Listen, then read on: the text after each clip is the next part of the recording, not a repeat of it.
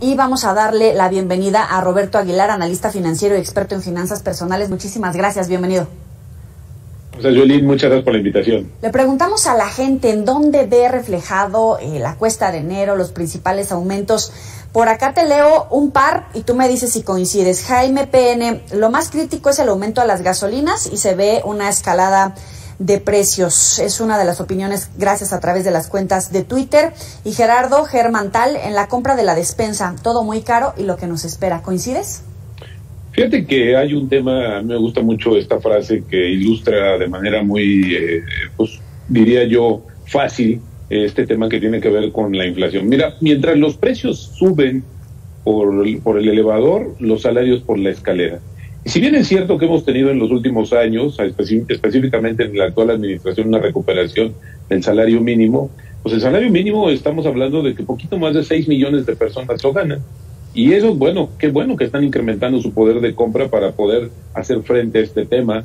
Y el resto, pues no está sujeto a estos incrementos que son de doble dígito, que como tú sabes se han dado para el salario mínimo. Entonces hoy el hecho es que está subiendo más el costo de la vida en general. Y a veces uno se pregunta, ¿no? Este 7.36 para mí quizás no represente porque yo gasto más. Esto es una discusión desde hace muchos años y yo creo que va a seguir todavía porque si bien es cierto para medir la inflación en México es una canasta cuyos componentes pues vienen de un consumo promedio de las familias, pero nuestros parámetros de consumo son totalmente distintos. El tuyo, el mío, de quien nos está viendo, se dará cuenta que es diferente. Y obviamente esta inflación pues también incide de manera distinta y tiene un impacto en cada uno de nosotros. El tema es que ahora, con esta situación del incremento, hay varios factores. Uno lo decían en la nota de manera bastante explícita, que para contener el ritmo de inflación, es decir, el aumento generalizado de los precios, se tendrán que subir las tasas de referencia, es decir, el costo del dinero en México ya se está haciendo. Y lo que se genera es un freno a la economía.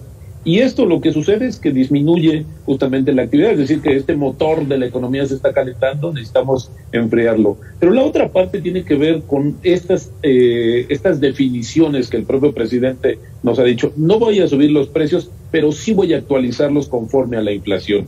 Pues quiere decir que al final del día los precios van a subir por lo menos 7.36%, que es la inflación con la que cerramos el año. Así es que esto no es una buena noticia, porque al final sí se está encareciendo, como te decía, el costo de la vida y nuestro salario, nuestros ingresos están perdiendo progresivamente poder de compra. Y la otra parte tiene que ver con el tema de las inversiones y el ahorro.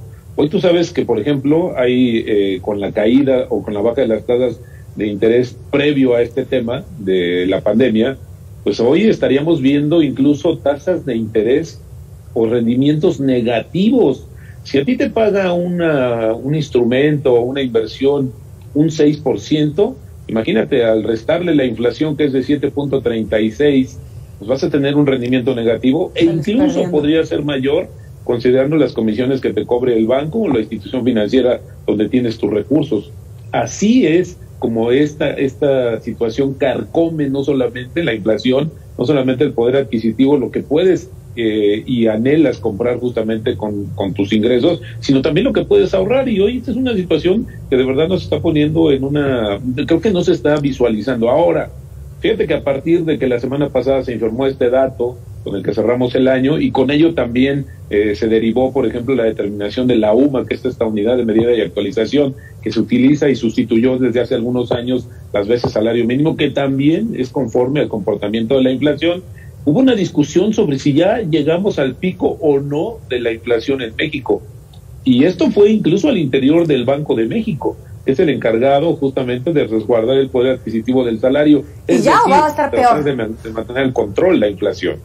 Y Jonathan Heath, el subgobernador, decía que no, que todavía vamos a ver un tema, y bueno, pues todavía no llegamos a ver ese pico, porque ese 7.36 es menor ligeramente al que tuvimos en noviembre, pero esto no indica, las presiones inflacionarias van a seguir por lo menos hasta la primera mitad de este año, y luego había que ver cuánto tiempo. Algunos están pensando que podríamos ver hasta la segunda mitad o primera mitad del 2023, cuando la inflación regrese a los niveles establecidos en el Banco de México, que es 3% más menos un punto, es decir, que tuviéramos una inflación del 4%. Así es que hoy estamos en una cuestión que se combina el incremento en los precios el incremento de las tarifas que también ejerce el gobierno, y luego la cuesta de enero, que hoy la vemos bastante compleja, porque todo esto arriba está todavía el tema de los contagios y el tema del coronavirus, que no hemos todavía recuperado ni siquiera del primer round, y ya llegamos con Omicron, que sí, efectivamente, es más contagioso, menos agresivo y letal,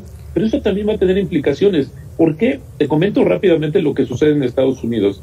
Al no detener la actividad como sucedió el año pasado, lo que hay es que muchas personas se están contagiando. Hemos visto centenares de vuelos detenidos en Estados Unidos porque la tripulación se contagió, no va a trabajar, entonces contagian rápidamente al resto y bueno, eso impide que sucedan y que se realicen los vuelos. Pero esto ya está comenzando a suceder en otros sectores de la economía. El más importante es el médico, donde quienes nos cuidan, los médicos, las enfermeras, también se están contagiando y por lo tanto se tienen que ausentar unos días, y otros sectores. ¿Y sabes qué está pasando? Están ofreciendo más dinero por un salario para que los trabajadores regresen y se animan a estar. Eso está encareciendo la mano de obra. Bueno, aquí en México una proporción diferente, pero no por ello desigual o totalmente opuesta. Está sucediendo lo mismo. Hemos visto que ya hay algunos vuelos que se han cancelado, nos advirtieron que va a haber más vuelos, y ya esta situación, conforme aumente rápidamente el contagio, fíjate, el viernes, un poco nada más para ponerlo en contexto, y no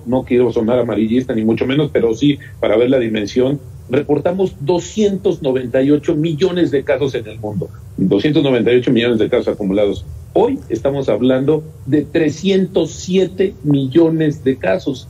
Es decir, que se está haciendo, es la curva de aumento más rápida, incluso ni siquiera en la primera parte del coronavirus. Oye, Roberto, tuvimos un contagio tan severo y tan rápido. Te escucho y siento que no logramos tener control sobre la pandemia, evidentemente, porque ahorita es Omicron y más adelante se puede llamar de otra forma, porque no hemos logrado estabilizar esa irrupción en la cadena de suministros, muchos productos que todavía tenemos en desabasto y que se está encareciendo el costo. Esta cadena de contagios que, como bien dices, empieza a afectar a muchos sectores y que nuevamente nos va a pegar. ¿Hay algún factor en la que el gobierno de México o el gobierno de cualquier país pueda de verdad incidir y tratar de disminuir, por ejemplo, la inflación, el golpe que nos llega directamente a los bolsillos? ¿Hay alguna medida?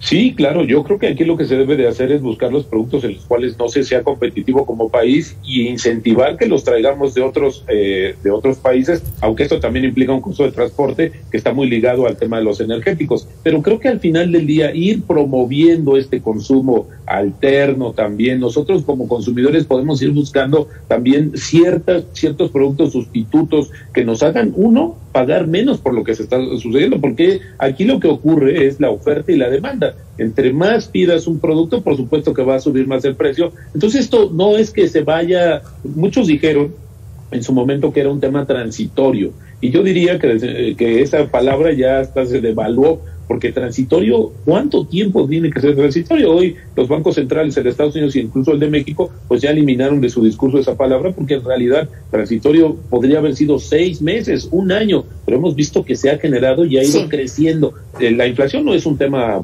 propio de México, eso hay que reconocerlo, es de todo el mundo, y entonces creo que en la medida en que estas cadenas de abasto se vayan desatorando por este nudo que se generó por la pandemia y la primera etapa, se va a ir mejorando. Pero también creo un tema muy interesante es que también en el componente de la inflación de México hemos visto, como se está ilustrando, que las frutas y verduras, estos productos que están más ligados a los factores meteorológicos y a los ciclos, son los que habían estado subiendo. Y en quizás en las primeras 3/4 partes del año pasado, vimos el tema del gas LP, que se estuvo presionando. Por eso el gobierno instrumentó una política para tratar de controlarlo. Después empezaron a bajar los precios a nivel global y eso ayudó también a suavizar. Y hoy no es el producto que más esté subiendo, pero vemos otros que son mucho más volátiles, y por eso muchos insisten en que la tendencia de la inflación todavía va a permanecer alta. Entonces, no es que nos quedemos de brazos cruzados y que nos derrotemos. Al final yo creo que hay que ser mucho más selectivo para lo que compramos.